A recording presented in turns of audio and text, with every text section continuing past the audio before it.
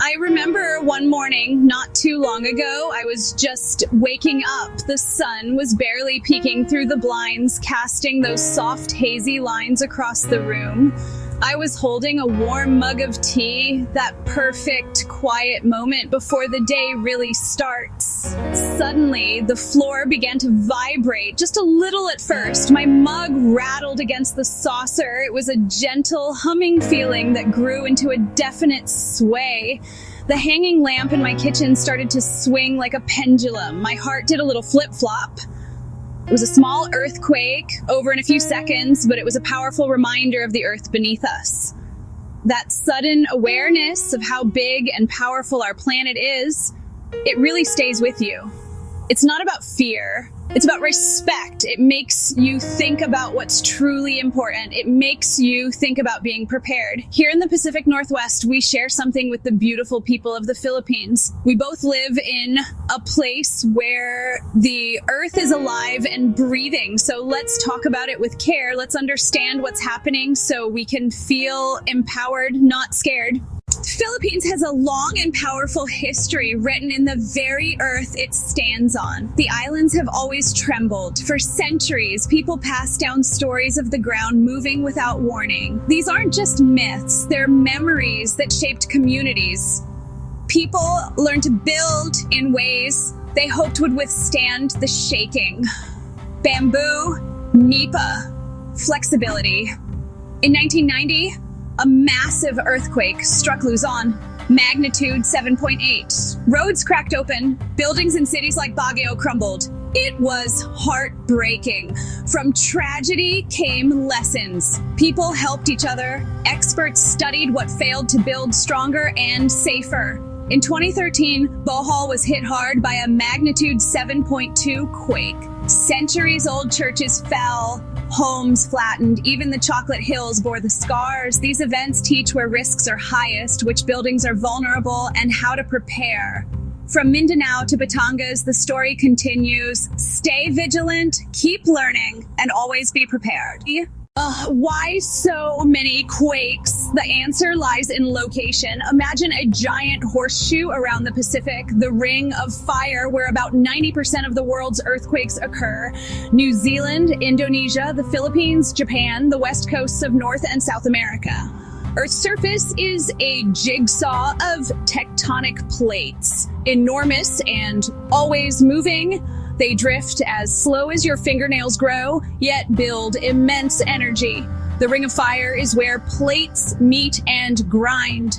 The Philippines sits in a busy crossroads. The Philippine sea plate slowly slides beneath the Eurasian plate. This is subduction. Faults lock, pressure builds for years, then releases in a jolt we feel as an earthquake.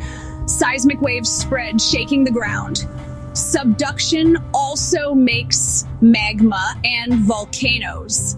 The same forces that shake the ground built the Philippines' beautiful volcanic mountains. Understanding this big picture helps us respect the risks and prepare wisely. When plates finally slip, it's like snapping a giant rubber band. Energy radiates from the hypocenter underground. The spot above it is the epicenter. Fast P waves arrive first with a jolt. Slower S waves follow, swaying side to side and causing more damage. Magnitude measures energy released. Each whole number step means about 10 times more shaking and 32 times more energy. A magnitude 7 is vastly stronger than a 6. Depth matters. Shallow quakes can cause heavier surface damage than deeper, larger ones. Distance matters too. Impact depends on how close the jolt is to our homes and cities. Knowing the mechanics turns confusion into clarity and action. And clarity helps us prepare for what comes next. Section 5, meet Apalaki, the giant under the sea. Deep beneath the West Philippine Sea lies a sleeping giant. Scientists discovered what may be Earth's largest caldera, named Apolaki, after the Filipino god of the sun and of war. A caldera is a massive crater formed when a colossal eruption makes a volcano collapse. Apolaki spans about 150 kilometers, big enough to fit several cities inside.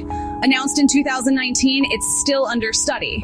Seafloor data mapped its jagged rim, a classic caldera signature formed millions of years ago. It's considered inactive with no sign of an imminent super eruption. Still, the region is geologically active. Small quakes happen as plates keep moving. Instruments watch for any unrest.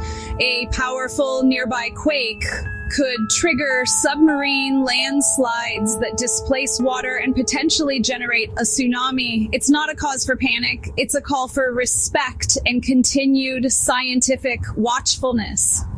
We can't stop the Earth from moving, but we can be ready. Being prepared is an act of love. Step 1, a go bag for each person. Essentials you can grab in a second. Pack water, 3 days of non-perishable food, a first aid kit, flashlight with extra batteries, a whistle, and copies of key documents.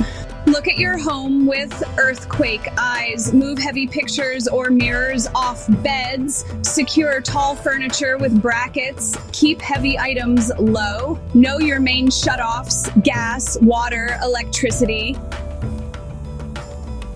And make sure everyone old enough knows how to turn them off. Have a calm, empowering conversation about your plan. Practice, drop, cover, hold on. Make it a game with kids. Find safe spots. Under a strong table or against an interior wall, away from windows. Choose 2 meet places, one just outside home and another outside your neighborhood. Expect networks to be overloaded. Texts often work better than calls. Pick an out-of-state contact everyone can text to check in. Write numbers on a physical card. Preparedness turns anxiety into a plan, and a plan into peace of mind. When the ground starts to shake, your brain might freeze. That's normal. Practice brings action. Your one job: drop, cover, get small under a strong table, protect your head and neck. Hold on, grip the table leg so your cover doesn't slide away. Don't run outside. Falling glass and debris are deadly during shaking. If no table, crawl to an inside wall, away from windows, bookcases, or tall furniture. If you're outside, get to an open area away from buildings, streetlights, and wires. If you're in a car, pull over to a clear spot. Stay inside with your seatbelt on. Avoid bridges, overpasses, trees, and power lines. Stay put until the shaking fully stops. Then count to 60 before moving. Brief pauses can be followed by more shaking. Move carefully. Expect aftershocks. Safety first. Drop, cover, hold on. Simple, proven, life-saving. After a major quake, relief is natural, but danger isn't over. Aftershocks can continue for hours, days, even weeks. Check for injuries, provide first aid if trained. Look for and put out small fires if it's safe.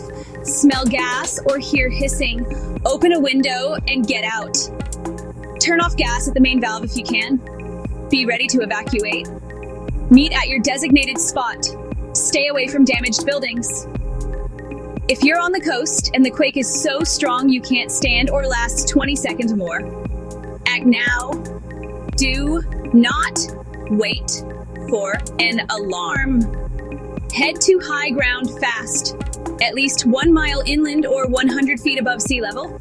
A sudden rise or the ocean pulling back to expose seabed is a sure warning. Never go to the shore to watch.